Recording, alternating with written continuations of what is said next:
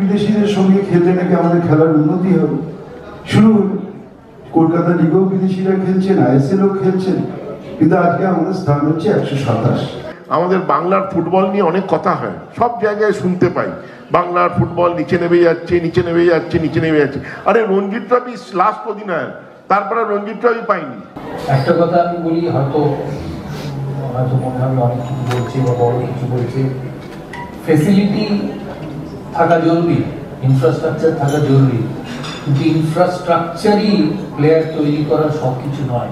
তাহলে গাভাস্কার হতো না, কপিল দেব হতো না, ভিভ রিচার্ড হতো না, বা মাইকেল মার্শেল হতো না।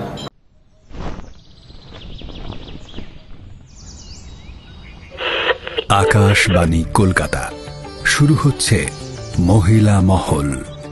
উপস্থাপনা ও প্রযোজনায় বেলা দে। বন্ধুরা, আজ আমরা এক অনুষ্ঠানে এসেছিলাম, যে অনুষ্ঠানে কিংবদন্তি ফুটবলার প্রশান্ত ব্যানার্জির আত্মজীবনী বই প্রকাশ পেয়েছে।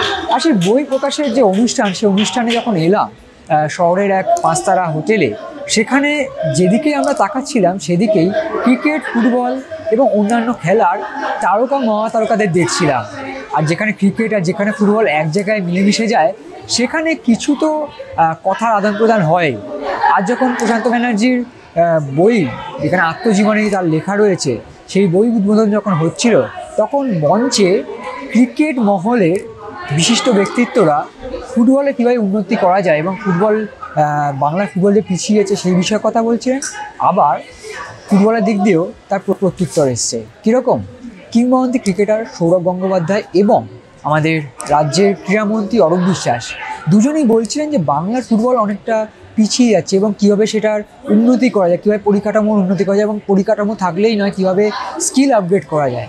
এইটা যখন কথা উঠছে, যা সত্যিই আমরা সবাই বলে থাকি যে বাংলার ফুটবলের দিন দিন আমরা পিছিয়ে আছি, র্যাঙ্কিং পিছিয়ে আছে, বাংলা বলে না, ভারতীয় ফুটবলে।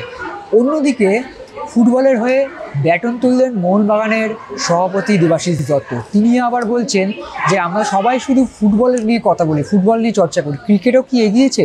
শেষ রঞ্জি এসে সমরণ বন্দ্যোপাধ্যায়ের অধিনায়কত্বে, এবং তারপর থেকে বাংলার কোনো রঞ্জি ট্রফি নেই। তাই তিনিও কিন্তু যে প্রশ্নটা তুলেছেন, যে কথাটা বলছেন, সেটাও কিন্তু ফেলে দেওয়ার মতো নয়। তো দুপক্ষে থেকে কীভাবে দুপক্ষের বিষয়ে কথা বলছেন, উন্নতি অবনতি নিয়ে। আসলেই কি ক্রিকেটটা পিছিয়ে গেছে বাংলার, নাকি ফুটবল, নাকি বাংলার সব খেলাধুলায় পিছিয়ে যাচ্ছে? প্রশ্নটাও থাকলো, তার সঙ্গে সবার বক্তব্যও থাকলো। আমি ইংল্যান্ডে খেলা দেখেছি, নেহেরু কাপ দেখেছি, বাংলার ফুটবল এনাদের হাত ধরেই এগোবে। আর একটা কথা আমি বলি, হয়তো মনে হয় অনেক কিছু বলছে বা বড় কিছু বলছে, ফেসিলিটি থাকা জরুরি, ইনফ্রাস্ট্রাকচার থাকা জরুরি, কিন্তু ইনফ্রাস্ট্রাকচারই প্লেয়ার তৈরি করার সব কিছু নয়। তাহলে গাভাস্কার হতো না, কপিল দেব হতো না, ভিভ রিচার্ড হতো না, বা মাইকেল মার্শেল হতো না। আমি অনেক শুনি যে খেলায় অর্থ কই, ক্রিকেটে বেশি, ফুটবলে কম, হকিতে মাঝারি, টেনিসে মাঝারি। অর্থ নেই বলে ফুটবল হয় না, বা প্লেয়ার হয় না, বা ক্রিকেট হয় না। আবার বলছি, আমি যখন প্রথম রঞ্জি ট্রফি খেলি, বা টেন্ডুলকার যখন প্রথম রঞ্জি ট্রফি খেলে, 400 টাকা ছিল। তাই money is not directly proportional to quality of players, it's the other way round. তাই এটা মাথায় রাখবেন। ছোট ছোট প্লেয়ারদের অনেক এখানে কোচিং করায়। It's about skill, it's about talent, and most importantly, it's about desire. How much I desire to be at the top. দেখেন তারা আরো বেশি করে ভারতীয় ফুটবল সমৃদ্ধ হবে।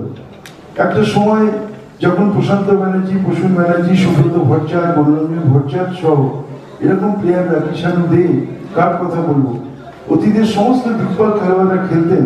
তার আগে চুনি গোস্বামী, শৈলেন মান্না, বলরাম চৌধুরী, তারা যখন খেলতেন, তারা যখন খেলতেন, তখন ভারতীয় ফুটবল একটা জায়গায় উচ্চতায় ছিল। এশিয়ান গেমস বলুন, অন্যান্য খেলায় বলুন, আমাদের পজিশন ছিল 96।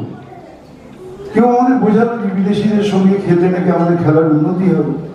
শুরু কলকাতা লিগেও বিদেশিরা খেলছেন, আইএসএলও খেলছেন, কিন্তু আজকে আমাদের স্থান হচ্ছে 127। আমি জানি না পৃথিবীতে 10 লক্ষ মানুষ, 15 লক্ষ মানুষ আছেন, তারা ওয়ার্ল্ড কাপ খেলছেন। হয়তো আমাদের এই জীবদ্দশায় দেখে যেতে পারবো না ভারতবর্ষ কোনদিনও ওয়ার্ল্ড কাপ খেলছে। এই ফারাকটা কোথায়? এই গ্যাপটা কোথায়? এটা আমার মনে হয় যারা অতীত দিনের দিকপাল খেলোয়াড় তারা যদি দিক নির্দেশ করেন তাহলে কিন্তু ভারতীয় ফুটবল অনেকটা এগিয়ে যেতে পারে। আমি সমস্ত অতীতের দিকপাল খেলোয়াড়দের বলবো, যদি আপনার একরান না হয় সবাই মিলে বসে একটা রোড ম্যাপ একটা তৈরি করে দিই। সম্বরণদা আছেন অন্যতম রঞ্জি ট্রফি, ওনার পরে আমাদের বাংলার ফুটবল নিয়ে অনেক কথা হয়, সব জায়গায় শুনতে পাই বাংলার ফুটবল নিচে নেমে যাচ্ছে, নিচে নেমে যাচ্ছে, নিচে নেমে যাচ্ছে। আরে রঞ্জি ট্রফি লাস্ট অধিনায়ক, তারপরে রঞ্জি ট্রফি পাইনি। তো বাংলার ক্রিকেটটাও তুলতে হবে, শুধু ফুটবল নয়। আপনার শুধু ফুটবল নিয়ে যতটা চর্চা হয় ক্রিকেট নিয়ে হয় না, কারণ ক্রিকেট এখানে ইন্টারন্যাশনাল খেলা হয় বলে ক্রিকেটটা চাপা পড়ে যায়। এই ভদ্রলোকের অধিনায়কের শেষ জিতেছিল, তারপরে বাংলার রঞ্জি ট্রফি পায়নি। তো সেই জন্যে বাংলার আমার মনে হয় ফুটবলের সঙ্গেও ক্রিকেটেরও, এবং এনাদের আশীর্বাদে ফুটবলে এবার কলকাতা লিগে বাঙালি প্লেয়ার অনেক খেলছে। আশা করব বছর 3-4-5 যদি এইভাবে চলতে থাকে বাংলার ফুটবলে আবার নিশ্চয়ই জোয়ার আসবে। Extra time.